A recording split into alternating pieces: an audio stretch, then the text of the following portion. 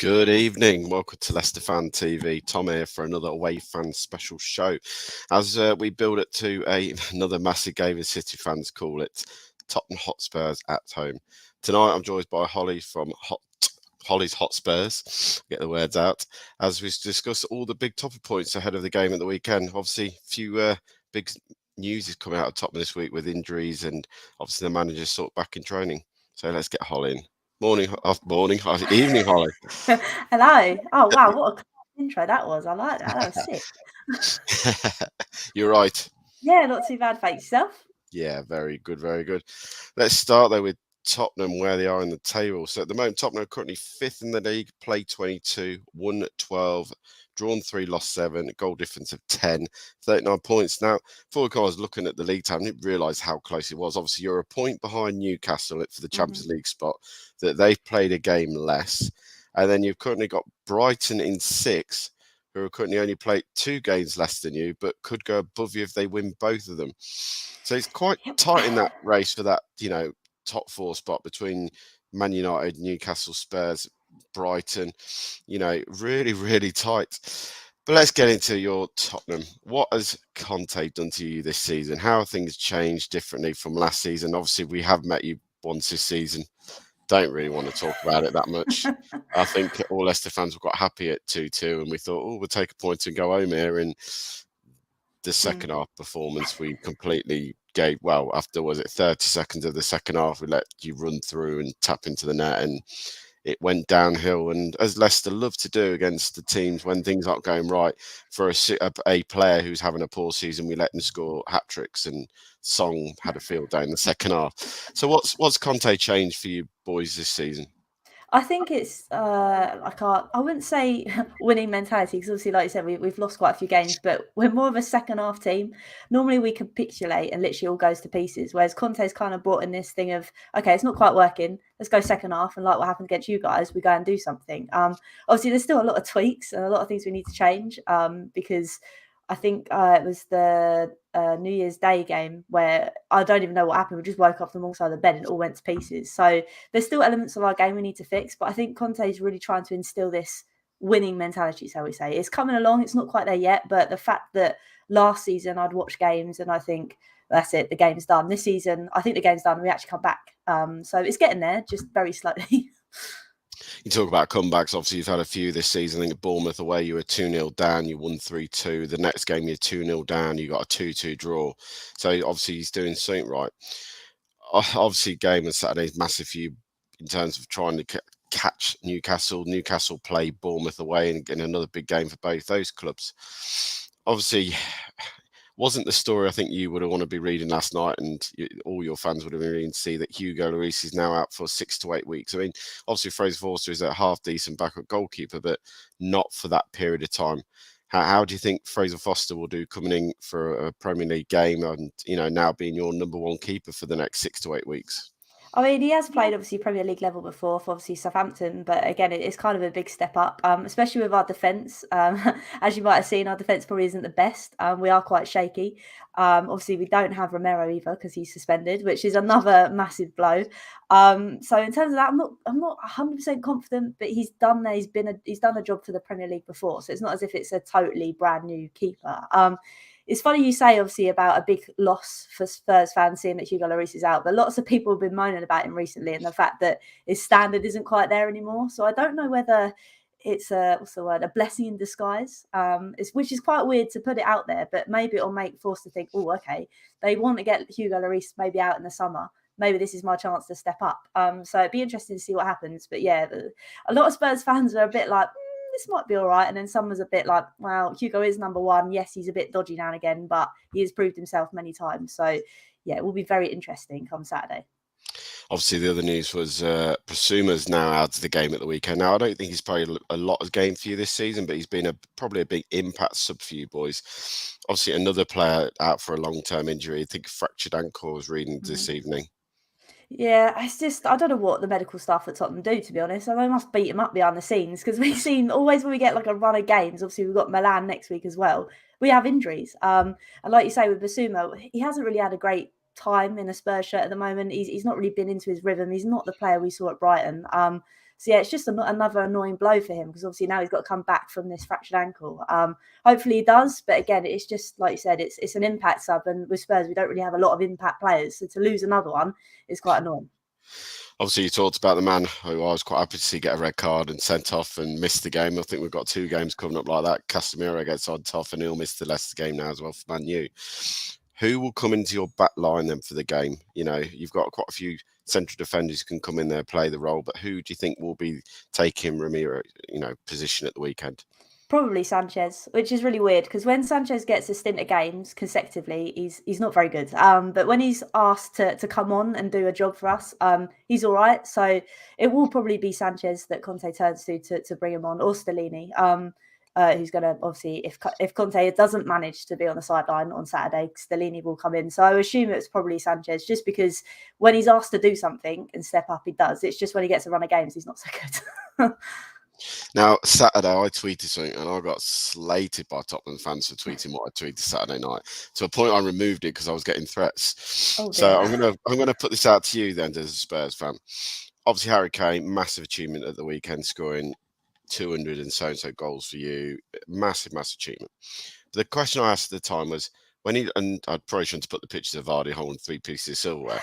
When he looks back at the end of his career, and he looks in and think that I won a few golden boots and I scored a shed of goals, but I can't sit down and look at a trophy cabinet and say, I've won a Premier League, I've won an FA Cup, I've won a Community Shield.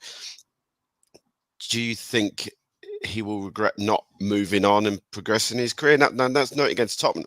They're a big club in their own rights, and they'll always be one of those super top 4 who contenders always.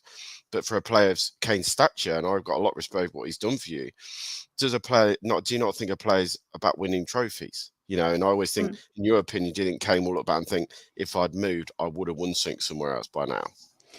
I don't know. It's really difficult, because I think, obviously, when there was loads of these rumours coming out that Kane was going to City, and some Spurs fans, me included, was a bit like, well, if he wants to go, let him go, this, that, and the other. But it's a true testament that he stayed, and he's obviously, he wanted to obviously beat this record. Otherwise, he probably would have gone to City. But I think you are right. I think every player, regardless if they're Spurs or not, will want to sit back and be like, I've won this trophy, I've won that. With Kane at the moment, like I said, it's just golden boots and accolades. There's no real trophy. I think the time will come in the summer. I think the only real team he would go to is United, because I can't see him going to Chelsea. I can't see him now going to City. So it would be United. It's difficult. Again, I mean, he's come out and said, oh, he's dedicated to the cause. He wants to win something with Spurs. But realistically, am I sitting here thinking we're going to do something this season, or we're going to do something next season? I don't know. So I think it's difficult as a player. You want to look back and say, yeah, I've won this. But I think the only person who really knows what they want to do is Kane. Obviously, now he's got 1 year left on his contract again. Will it be in the summer? So again, if you're going to, I think we're in the same predicament with Maddison. Obviously he'll go into the contract 1 year. We've seen what's happened with Yuri Tillemans. He's run his contract down and he will now leave on a free. We've got Solanke leaving on free. A couple of players really want to talk about. Interesting playing Ryan Sessegnon. Obviously, people will remember his brother, I think, was playing at he played in the Premier for many years for Fulham. What have you made of him? Because he's got such raw pace and such raw ability at times, but you only see flashes of it at the best. He's a confidence player. That's the trouble with him. He doesn't want to take his man on. And sadly, with this formation we play, wing-backs have to take their man on and put a cross in. And Sesson just hasn't got it.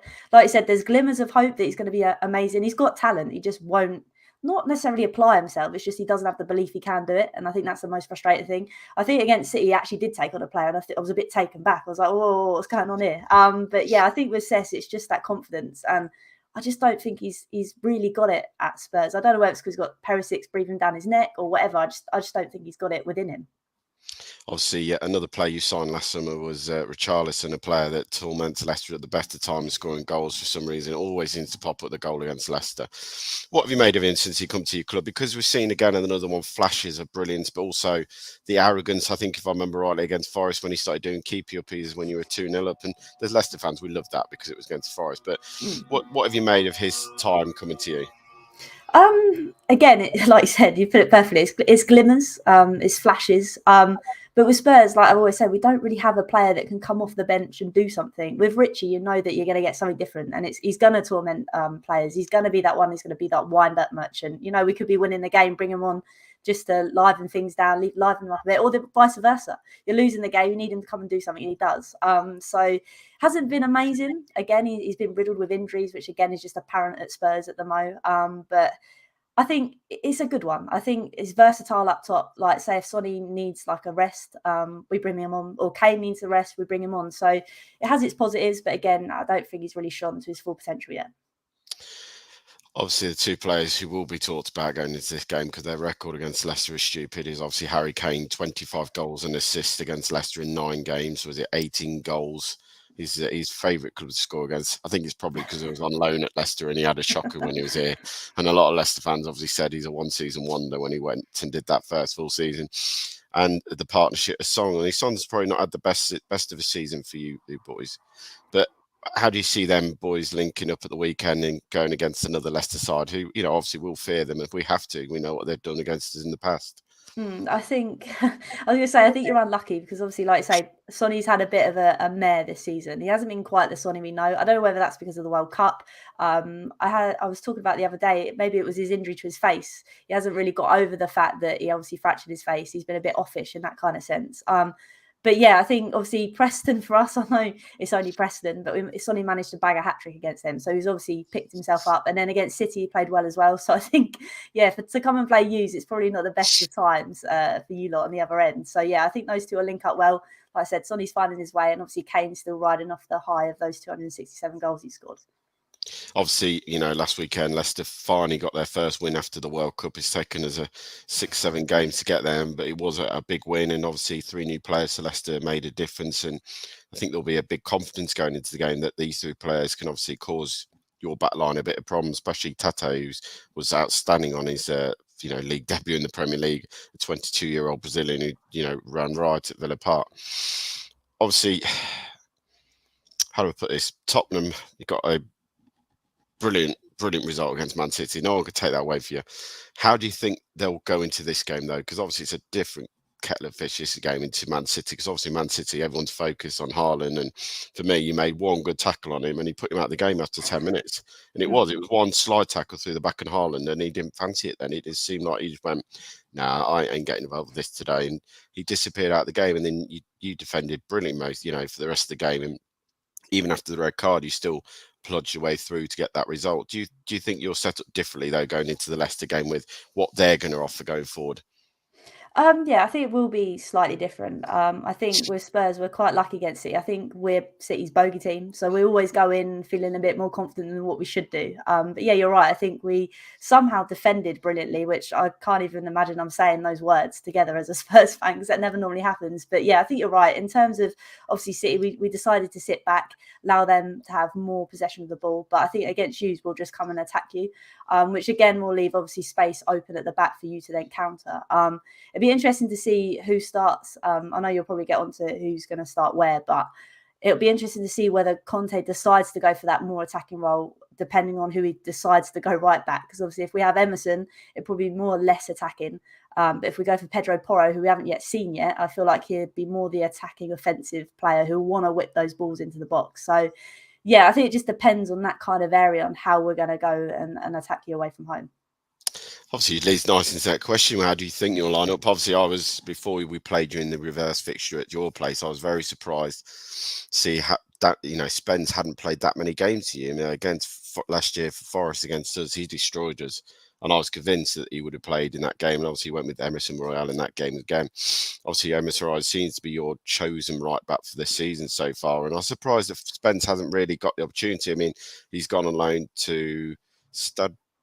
Rennes, who we played Yeah. last year, and he's already set a goal up by the looks of it while I was looking into his stats. So there is a good player in there. And hopefully, 6 months later, he'll come back to you a better player than he was before he came in the first place. But how do you see yourself line up with this one? What formation do you think Conte will play? I think it'd be very similar to the City, but it'd just be the personnel that would be rotated. Like I said, obviously Emerson has sadly been our number one choice right back, which I don't agree with to a certain extent. But again, against City, he performed so well. I can't obviously discredit him that much. But I think if we're going to come away to you and we're going to attack, I'd like to see Pedro Porro, just because I think he'll be the man to get down the wing, whereas Emerson Royale just can't put a cross in to save his life. Obviously, at the back, we've obviously had to change the personnel because we've been forced to, with the likes of Romero being obviously sent off. So I think, again, Sanchez will come in, which will be a bit risky. But like I say, I think he performs better when he's asked upon rather than playing a consistent round of fixtures. And then I think it'll be the same with Dyer, Davies and Perisic. Obviously, Forster in goal because we've lost Lloris. Hojbjerg and Bentancur in the middle, just because at the moment that seems to be working. And obviously your standard Kulusevski, Kane and Son up top. But yeah, I think it's that right back position, I think, that will just change the dynamic of the whole squad, really. And finally, what is your score prediction for the weekend? See, I may have said that we're going to go all out attack, but every time we come to you, it's always a close game in terms of it's always a last minute winner from us, say, or something like that. So I'm going to say 2-1, just because, like you said, you're riding on the high of getting your win. We're riding on the high of beating City, but I think, again, with City, it's a mentality thing for us. We're always like, yes, we're going to go to town with these because we've always got the upper hand of them. Whereas against you, I think you'll put up a good fight. So it's going to be close. I think it'll be 2-1, but I think we'll nick it in the end. Once again, thank you so much for joining tonight, Holly. It's much appreciated. And obviously, I won't say good luck because we need the points as much as you need the points in the Champions League. We need the points to pull away for the relegation zone. But thank you very much for coming on. And obviously, hopefully next season we'll get you on again when we're secured in the Premier League and you boys have secured yourself a Champions League spot, eh? Or a trophy. Let's put it that way. I think I'd rather a trophy at this point. All right. Thank you so much for coming on. No, thank you. It's been good. I really enjoyed it. So thank you very much. Cheers. Take care. See you later. Cheers. And there we go. Another Away Fans show. As always, guys, thank you so much for joining us tonight. Great to have you on. Great for watching it. Obviously, massive game for Leicester. Massive things have got to turn around at home now. Obviously, Leicester have only won 2 home games all season against Forest and Leeds. Need to get his third one and start pulling away from the team below. So now, keep it all Leicester Fan TV, and we'll catch you soon.